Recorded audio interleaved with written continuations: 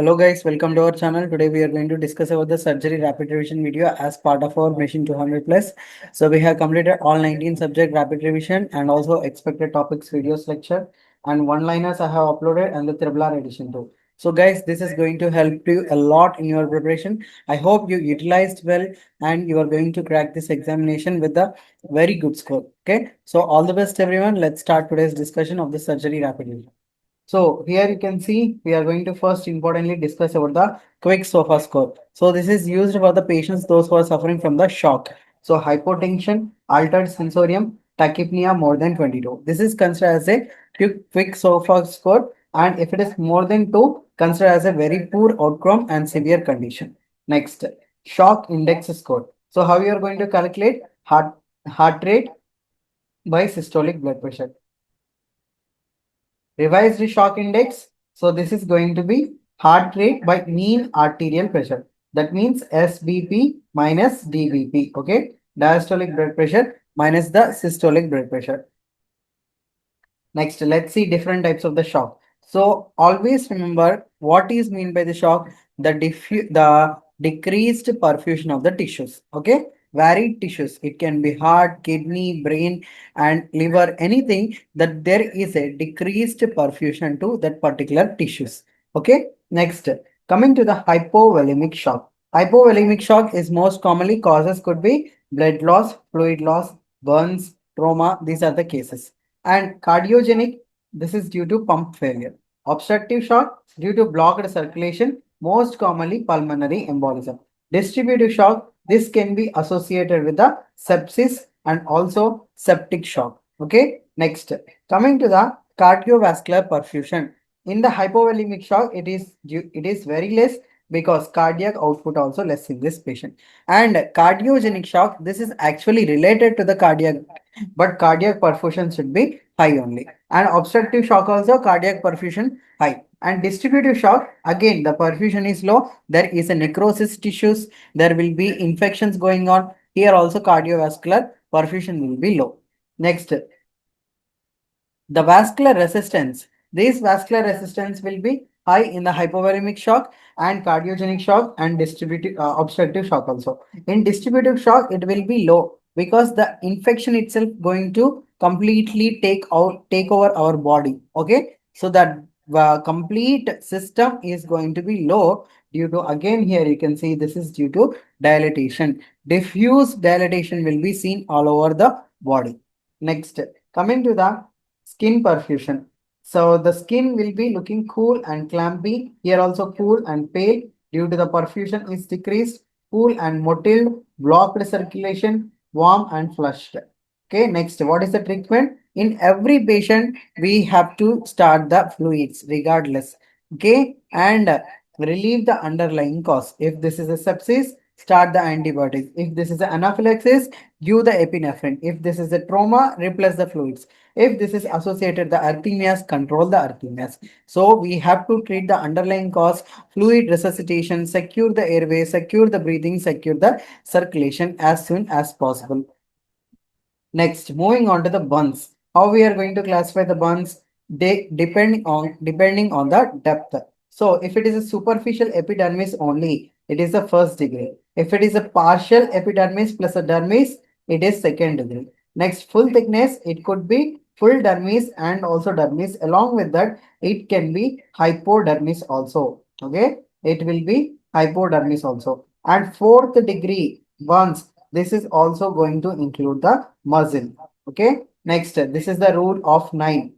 This is known as a rule of 9, which we used for the total body surface area burns has been noted in this patient. This is the common formula for the fluid resuscitation, Parkland formula. Regardless if they give any type of the burns also, better go with this Parkland formula. 4 ml into body weight into total body surface area. And half of the fluid is given for the first 8 hours. Remaining half is given in the next 16 hours. Common fluid, ringer lactate is used. And associated deaths, if it is immediate, this is due to asphyxia. If it is early, less than 24 hours, hypovolemic shock. If it is more than 72 hours, sepsis due to Pseudomonas infection. Next, moving on to the trauma. primary survey and secondary survey. In the primary survey, ABCD, airway, breathing, circulation, disability and exposure related to the patient accident. Next, secondary survey, head to toe examination, is there any allergies, ongoing medications, past medical history and last meal. Why last meal? Because risk of aspiration is seen. Next, coming to the head trauma, subdural hematoma and epidural hematoma and the subdural hematoma. Epidural hematoma is actually the bleeding is between the skull and dura mater. Subdural, it is between dura mater and the arachnoid mater. So how is the shape? So it is going to look like a convex shape, and here it is going to look like a concave or the crescent shape.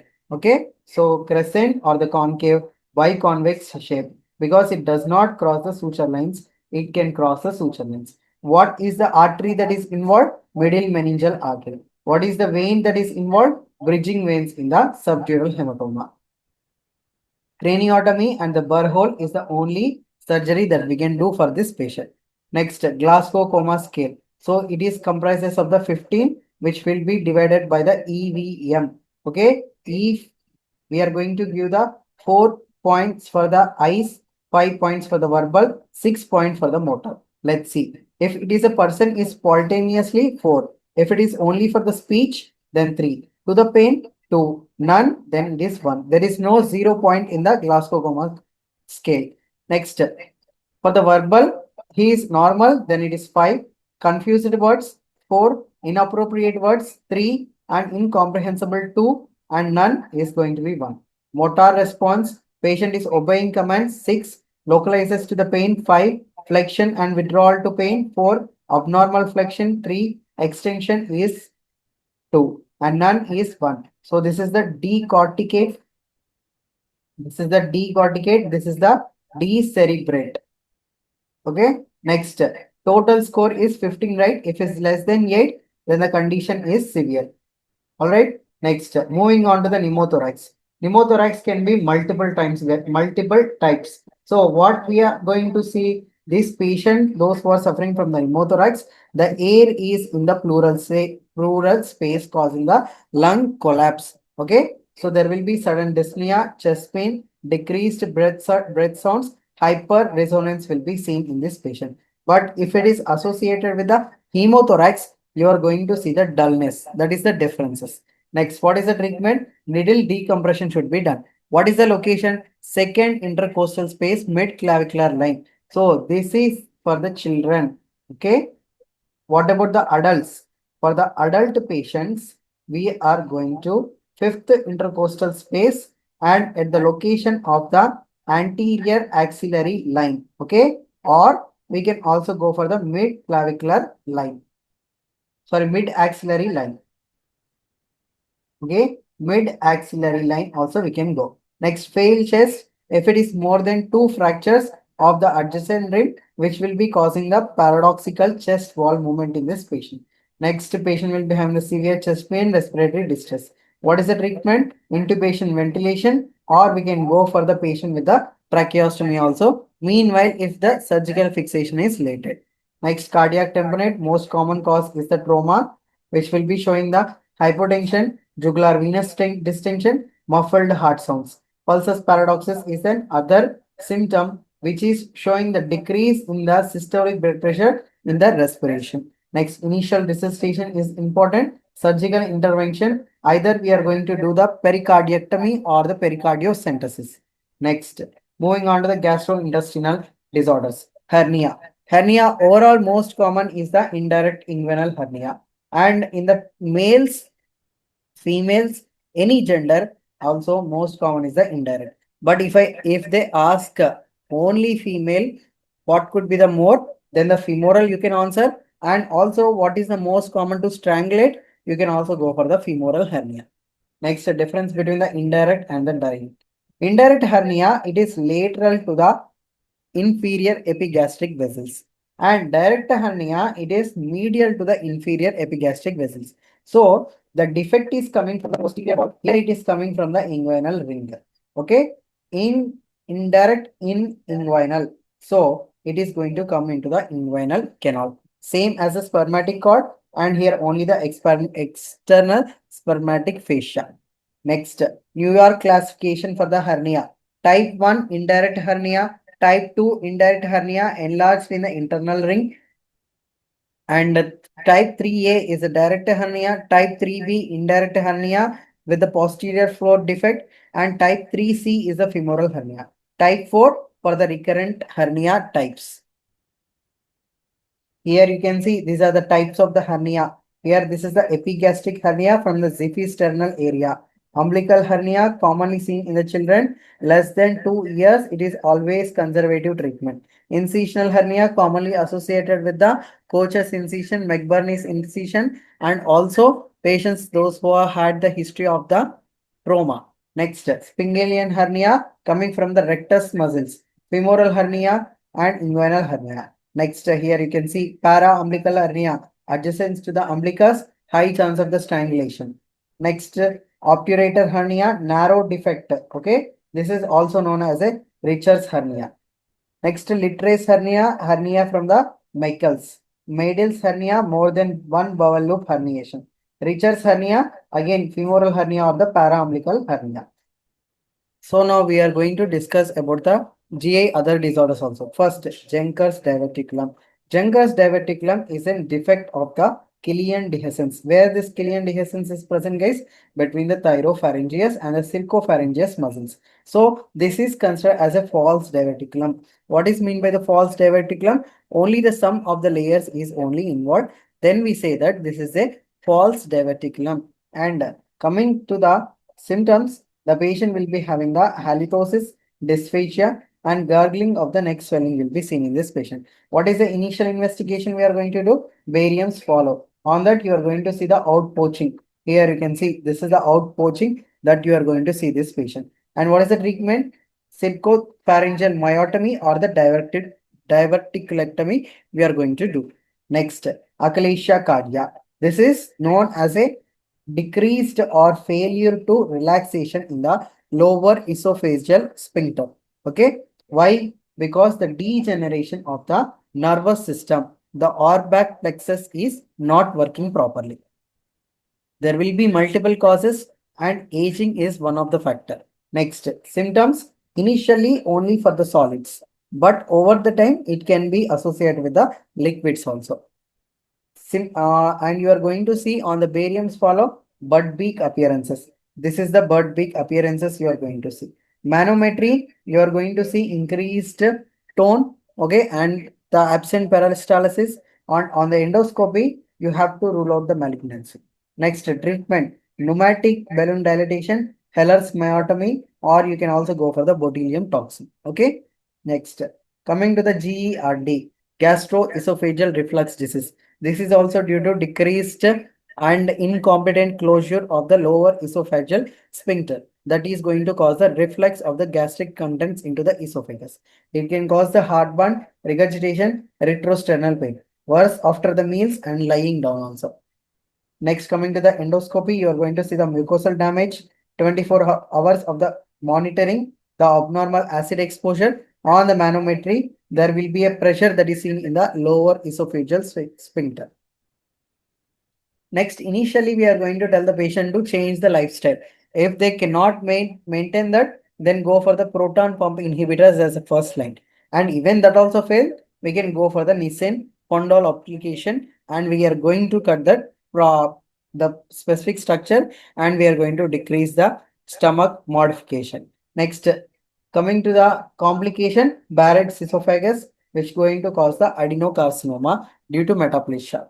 Next, acute pancreatitis.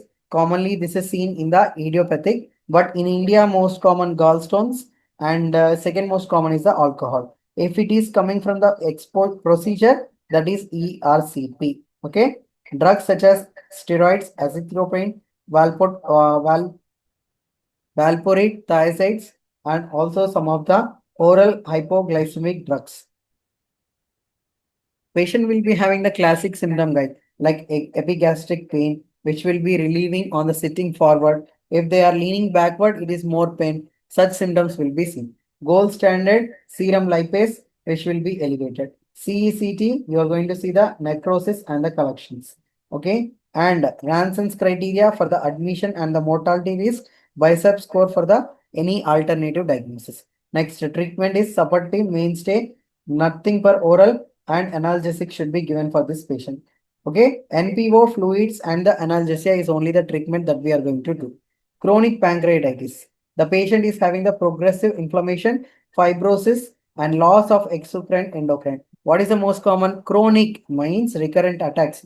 Gallstones is the most common cause I said. But once you do the cholecystectomy, it cannot be the most common.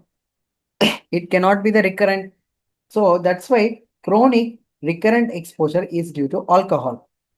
Okay. Next, CFTR like cystic fibrosis, other other genetic causes, and symptoms will be chronic epigastric pain, steatorrhea, and diabetes mellitus that will be seen in this patient.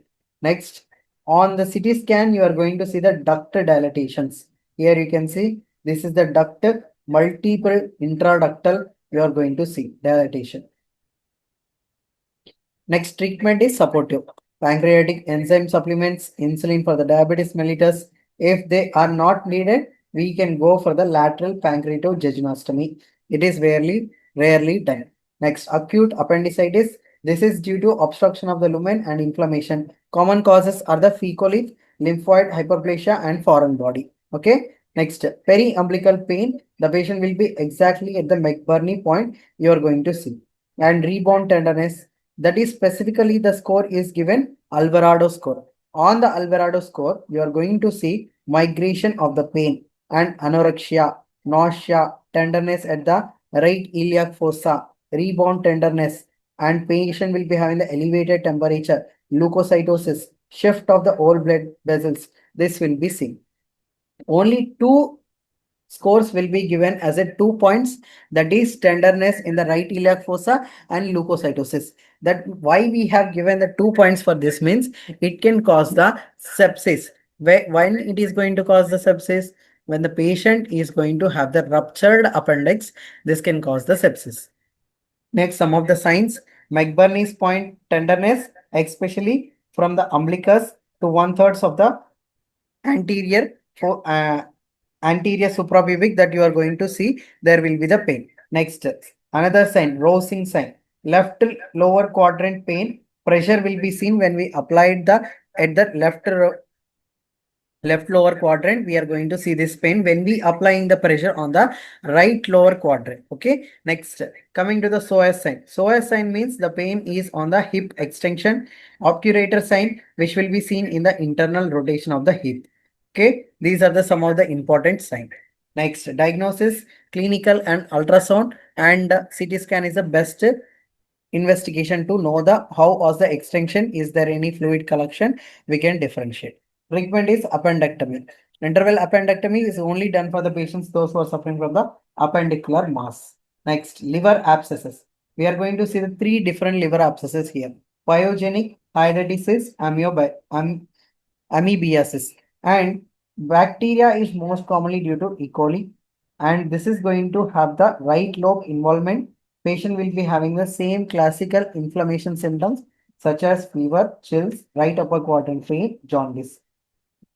On the ultrasound and CT scan, you are going to see there will be culture will be positive. So treatment is IV antibiotics with the drainage. Hydatidity cyst, most commonly due to echinococcus, and right lobe involvement will be seen. Patient will be asymptomatic unless or until it is going to be large. Ultrasound plus the serology is positive, albendazole, and treatment is surgery. How we are going to do? Percutaneous aspiration and irrigation you have to do. Amoebiasis, protozoa infection, entamoeba, fecal and oral route is a transmission. Patient is again right lobe involvement is predominantly fever, right upper quadrant pain, ultrasound, serology positive. Metronidazole is the drug of the choice for this patient. Coming to the breast diseases. First one is the phylloids. This is an fibroepithelial tumor. Here, this is how patient presentation will be seen, because it can invade the complete stromal and mesenchymal components will be seen. Okay. Next, this is not an metaplasia. This is not an metastatic cancer. Okay. very rarely seen. And most of the times it is seen in the more than 40 age people. Okay, the size will be more than 5 centimeters. On the biopsy, you are going to see this like leaf-like architectures. A leaf-like architectures will be seen in this patient. If it is a benign, wide local excision. If it is a malignant, wide excision plus mastectomy is done for this patient. Next, coming to the fibroadenoma. Fibroadenoma is a benign condition seen in the young woman. Why? Because this is mostly due to hormonal, right? So that patients will be also having the painless symptoms. Only the size will be changed associated with the menstrual cycle, pregnancy. Treatment is always monitoring only. Okay.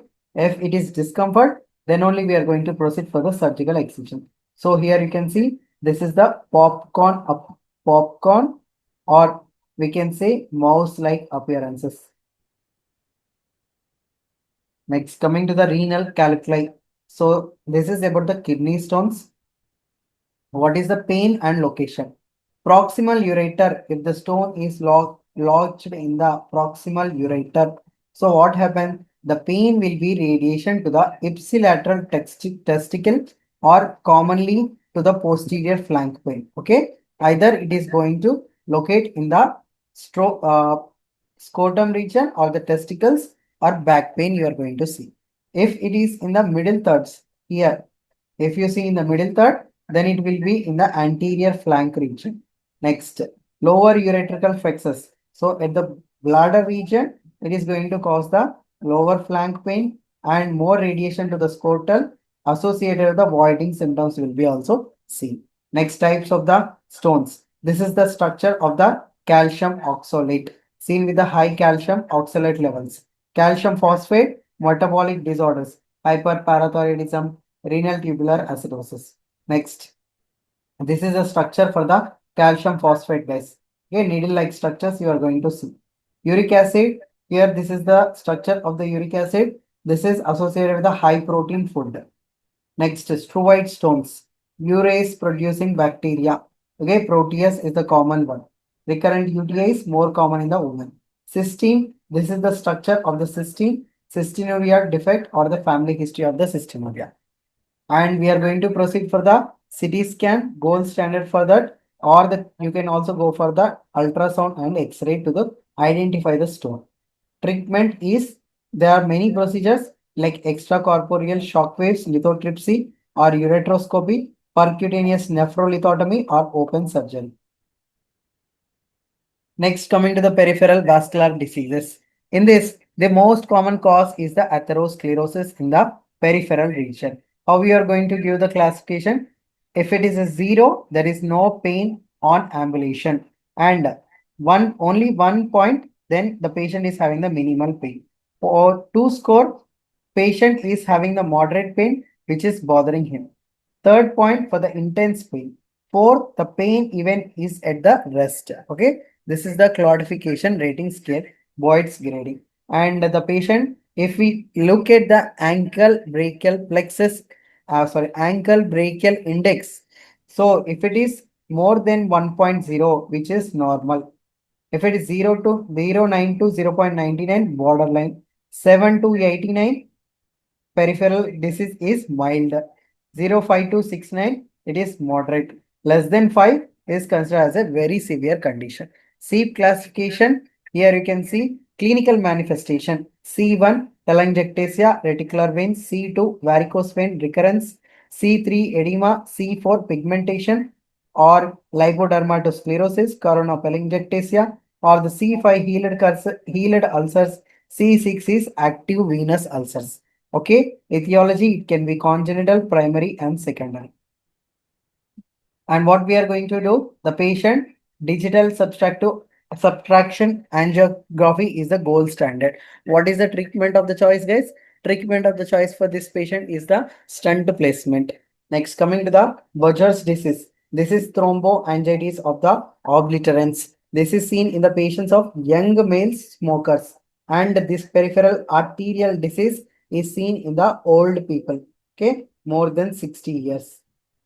This is seen in the young less than 40 years. Why? Because it is going to involve the small vessels medium vessels, and even associated nearby lymph nodes also patient having this condition. Investigation of the choice is angiography. Complete cessation lifestyle modification is a definitive treatment.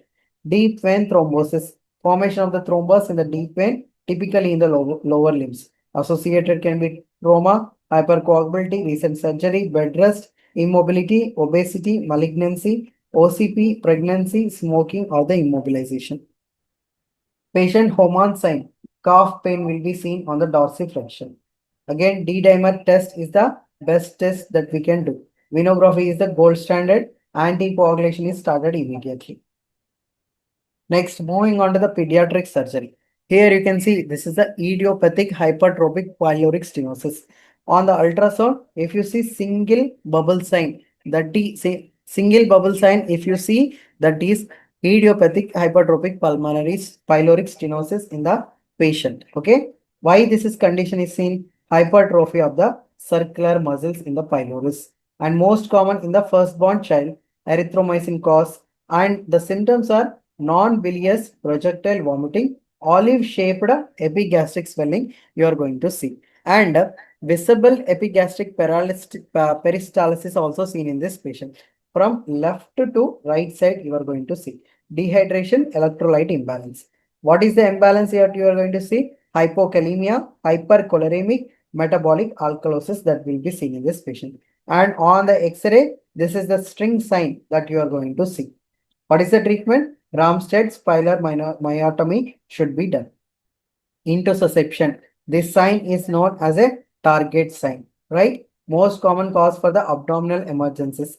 Why this is intussusception is coming? Telescoping of the one intestine into the another intestine. Okay, most common site is the ileocolic. Right upper quadrant pain, vomiting, skewer and jelly stones are the triad of this patient. And what is the treatment of the choice? The patient should be given the air contrast we can give, and we can relieve the treatment. Hirschsprung's disease. This is due to failure to migrate the neurons in this particular region. Okay, most common rectum is involved. Delayed passage of the stools more than 48 hours. You have to see if there is a condition of the Hirschsprung's disease. Investigation of the choice is rectal biopsy. And on the rectal biopsy, you are going to see ganglions which is absent. Hypertrophied nerve fibers will be seen. Treatment as early as possible. We have to start the colostomy, and we can go for the other procedures after the treatment. Congenital diaphragmatic hernia. This is the most common pleuroperitoneal membrane failure seen in the pulmonary complications. What happens? The abdominal content is going to herniate into the thoracic region. What is the most common type of the hernia? Bochdell's hernia is the most common. Next, this is going to show the symptoms of the scaphoid abdomen, barrel chest, and bowel sounds is seen in the chest. Antenatal scan also you can see, or the post X-ray where you are going to see the bowel loops in the chest region. Stabilize first and surgical repair later. And coming to the patients with the tracheoesophageal fistula, this is due to failure of the tracheoesophageal septum formation, abnormal connection between the trachea and the esophagus. Most common type is the esophageal atresia, distal type, and excessive salivation, choking, cyanosis will be seen in the patient. So here you can see this is the tube that is coiled due to esophageal atresia. What we are going to do for this patient? Surgical correction is the treatment that we are going to do for this patient. And another important one, duodenal atresia. In the duodenal atresia, what is the sign that you are going to see, guys? Double bubble sign, right? Double bubble sign will be seen in this patient. Coming to the jejunal atresia, on the patients, those who are suffering from the jejunal atresia, we are going to see triple bubble sign. Okay, triple bubble sign is seen in this condition. So these are the some of the important topics only. So there is more to learn from the surgery, and I hope you guys preparing well. So please do refer your notes and practice the MCQs of the some of the some more important topics of the surgery. So, okay, so guys, please watch the Sureshot topics. That is going to help you a lot. Okay, and also all rapid revision videos.